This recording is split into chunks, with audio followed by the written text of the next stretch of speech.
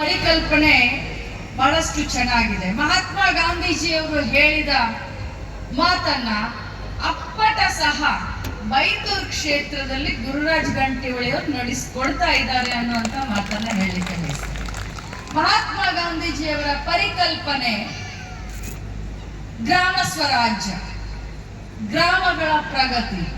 ಭಾರತ ದೇಶ ಹಳ್ಳಿಗಳ ದೇಶ, ಹಳ್ಳಿಗಳು ಸುಧಾರಣೆ ಆದ್ರೆ ದೇಶ ಸುಧಾರಣೆ ಆಗುತ್ತೆ ಅನ್ನುವಂತ ಪರಿಕಲ್ಪನೆ ಮಹಾತ್ಮ ಗಾಂಧೀಜಿಯವ್ರದ್ದು. ಅದೇ ರೀತಿ ಮಹಾತ್ಮ ಗಾಂಧೀಜಿಯವರು ಇನ್ನೊಂದು ಮಾತನ್ನು ಏನು ಹೇಳಿದ್ರಂದ್ರೆ, ಮಹಿಳೆಯ ಬೆಳವಣಿಗೆ, ಮಹಿಳೆಯ ಸಮೃದ್ಧಿ, ಮಹಿಳಾ ಸಬಲೀಕರಣ. ಸೊ ಆ ಆಸೆ ಕೂಡ ಗ್ರಾಮ ಸಮೃದ್ಧಿ, ಮಹಿಳಾ ಸಮೃದ್ಧಿಯ ಆಸೆ ಕೂಡ ಗುರುರಾಜ್ ಗಂಟಿಹೊಳಿಯವರು ಈ ಒಂದು ಬೈಂದೂರು ಉತ್ಸವ ಮಾಡಲಿಕ್ಕೆ ಪೀಠಿಕೆ ಅನ್ನುವಂತ ಮಾತನ್ನ ಹೇಳಿದ್ರು. ಅದು ನಿಜವಾಗ್ಲೂ ನನಗೆ ಬಹಳ ಸಂತೋಷನ ಉಂಟು ಮಾಡಿದೆ. ಬಂಧುಗಳೇ, ನಾವು ರಾಜಕಾರಣಿಗಳು, ನಾನು ಕಾಂಗ್ರೆಸ್ ಪಕ್ಷದ ಒಬ್ಬ ಶಿಸ್ತಿನ ಸಿಪಾಯಿ. ಕಾಂಗ್ರೆಸ್ ಪಕ್ಷ ಅಂತಂದ್ರೆ ನನಗೆ ತಂದೆ ತಾಯಿ ದೇವರು. ಅದೇ ರೀತಿ ಗುರುರಾಜ್ ಗಂಟಿಹೊಳಿ ಅವರಿಗೆ ಅವರ ಪಕ್ಷ ಅಂದ್ರೆ ಅವರು ಕೂಡ ಅಷ್ಟೇ ಭಕ್ತಿ ನಿಷ್ಠೆಯಿಂದ ಪ್ರಾಮಾಣಿಕತೆಯಿಂದ ಅವರು ಕೂಡ ಇದ್ದಾರೆ. ಅದರಲ್ಲಿ ಏನು ಎರಡು ಮಾತಿಲ್ಲ. ಆದ್ರೆ ನಾವು ಜನಪ್ರತಿನಿಧಿಗಳಾಗಿ ಜನರು ನಮ್ಮನ್ನ ಸಾವಿರಾರು ಲಕ್ಷಾನ ಗಂಟೆ ನಮ್ಮನ್ನ ನೋಡುವಂತ ಸಂದರ್ಭದಲ್ಲಿ ಸಮಾಜಮುಖಿಯಾದಂತ ಚಿಂತನೆ, ಸಮಾಜಕ್ಕೆ ಮಾದರಿಯಾಗುವಂತ ಚಿಂತನೆಯನ್ನು ನಾವು ಮಾಡಬೇಕಾಗಿದೆ.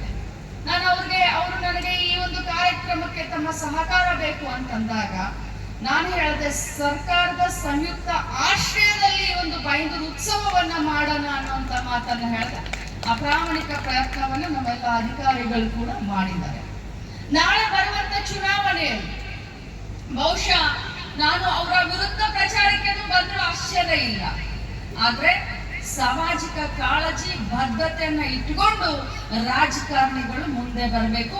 ಇಲೆಕ್ಷನ್ ಸಂದರ್ಭದಲ್ಲಿ ನಾವು ಅವರು ರಾಜಕಾರಣ ಮಾಡಬೇಕು. ಇಲೆಕ್ಷನ್ ಮುಗಿದ ಮೇಲೆ ಕ್ಷೇತ್ರದ ಅಭಿವೃದ್ಧಿ ಒಂದೇ ನಮ್ಮ ಮೂಲ ಮಂತ್ರ ಅಂತ ಹೇಳಲಿಕ್ಕೆ ನಾನು ಬಯಸ್ತೀನಿ.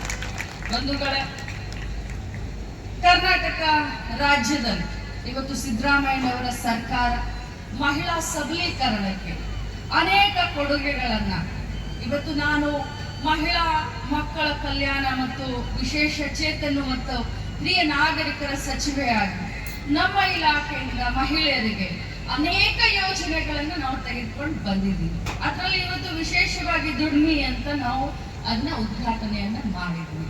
ಅದು ಒಂದು ವಿಶೇಷವಾದಂತ ತಮ್ಮ ಪ್ರಯತ್ನ ಅಂತ ಹೇಳಲಿಕ್ಕೆ ಬಯಸ್ತೇನೆ.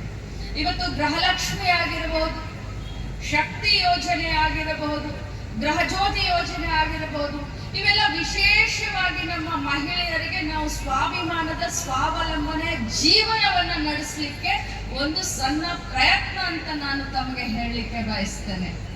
ಇವತ್ತು ಏನಾದ್ರೂ ಮಹಿಳೆ ಸ್ವಾಭಿಮಾನದಿಂದ ನನ್ನ ಒಂದು ಭಾಷಣದ ಒಂದು ತುಣುಕನ್ನು ಕೂಡ ತಮಗೆ ಸ್ಕ್ರೀನ್ ಮೇಲೆ ನಮ್ಮ ಸಹೋದರರಾದಂತ ಗಂಟಿಹೊಳಿ ಅವರು ತೋರಿಸಿದ್ದು ನನಗೆ ಬಹಳ ಹೆಮ್ಮೆ ಅನ್ಸುತ್ತೆ. ಮಹಿಳೆ ಅಂತಂದ್ರೆ ವಿಶೇಷವಾದಂತ ಒಂದು ವಿಷಯ ಅಂತ ಹೇಳಲಿಕ್ಕೆ ಬಯಸ್ತೇನೆ.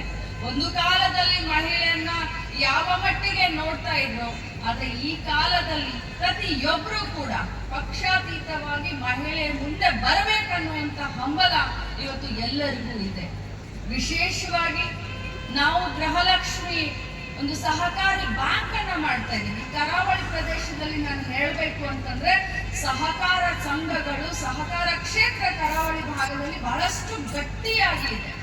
ಸೊ ಅದಕ್ಕೋಸ್ಕರ ಗೃಹಲಕ್ಷ್ಮಿಯ ಯೋಜನೆ ಮುಂದುವರೆದಂತ ಭಾಗ ಗೃಹಲಕ್ಷ್ಮಿ ವಿವಿಧೋದ್ದೇಶ ಸಹಕಾರಿ ಸಂಘ.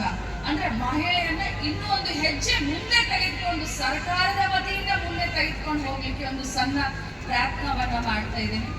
ಅದೇ ರೀತಿ ದುಡಿಮೆ ಅನ್ನುವಂತ ಇದ್ರಲ್ಲಿ ಏನು ಅವರ ಒಂದು ಟ್ರೈನಿಂಗ್ ಪ್ರೋಗ್ರಾಮ್ ಅಂತ ಹೇಳಿದ್ರಿ, ಅಥವಾ ಅವರು ತಯಾರಿಸಿದಂತ ಉತ್ಪನ್ನಗಳಿಗೆ ಮಾರ್ಕೆಟಿಂಗ್ ಅಂತ ಕೂಡ ಒಂದು ಮಾತನ್ನ ತಾವು ಹೇಳಿದ್ರಿ.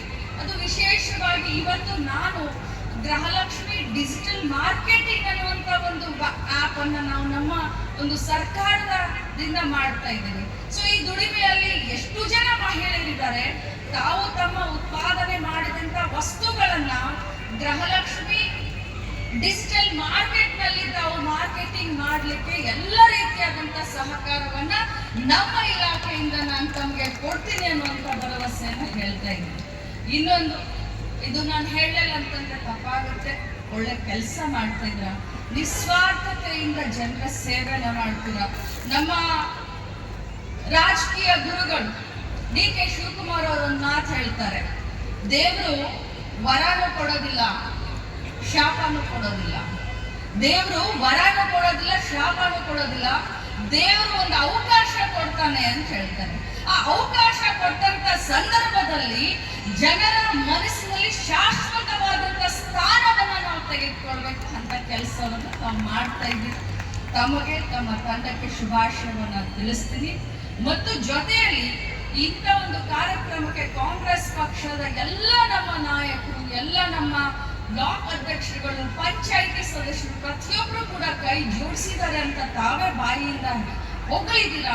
ಅದಕ್ಕೂ ಕೂಡ ತಮಗೆ ಧನ್ಯವಾದವನ್ನ ಸಲ್ಲಿಸಿ, ವಿಶೇಷವಾಗಿ ನಮ್ಮ ಜಿಲ್ಲಾಡಳಿತ, ಜಿಲ್ಲಾ ಪಂಚಾಯಿತಿ ಮತ್ತು ಬೇರೆ ಬೇರೆ ನಮ್ಮ ಸರ್ಕಾರಿ ಇಲಾಖೆಗಳು, ಕೃಷಿ ಇಲಾಖೆ ಇರ್ಬೋದು, ಆರೋಗ್ಯ ಇಲಾಖೆ ಇರ್ಬೋದು, ಅನೇಕ NGOಗಳು ಕೂಡ ಇದಕ್ಕೆ ಕೈ ಜೋಡಿಸಿದ್ದಾರೆ. ಅನೇಕ ಜನ ದಾನಿಗಳು ಕೂಡ ಇಂಥ ಒಂದು ದೊಡ್ಡ ಕಾರ್ಯಕ್ರಮಕ್ಕೆ ಕೈ ಜೋಡಿಸಿದ್ದಾರೆ. ತಮ್ಗೆಲ್ಲರಿಗೂ ಕೂಡ ನಾನು ಈ ವೇದಿಕೆ ಮುಖಾಂತರ ಅಭಿನಂದನೆಯನ್ನು ಸಲ್ಲಿಸ್ತೀನಿ.